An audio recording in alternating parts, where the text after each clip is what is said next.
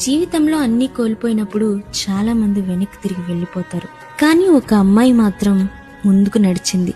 ఆమె పేరే రూతు. భర్తను కోల్పోయింది, భవిష్యత్తు తెలీదు. అయినా తన అత్తైన నయోమిని వదల్లేదు.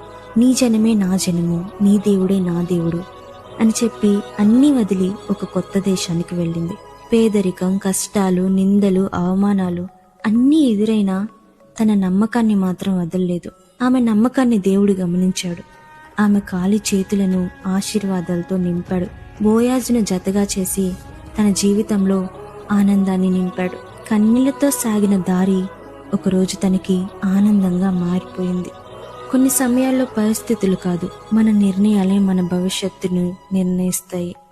అలాగే ఆమెలో ఉన్న నిజమైన ప్రేమ ఆమె అత్తను వదిలిపెట్టలేదు. అలాగే దేవుని ప్రేమ ఆమెను వదిలిపెట్టలేదు.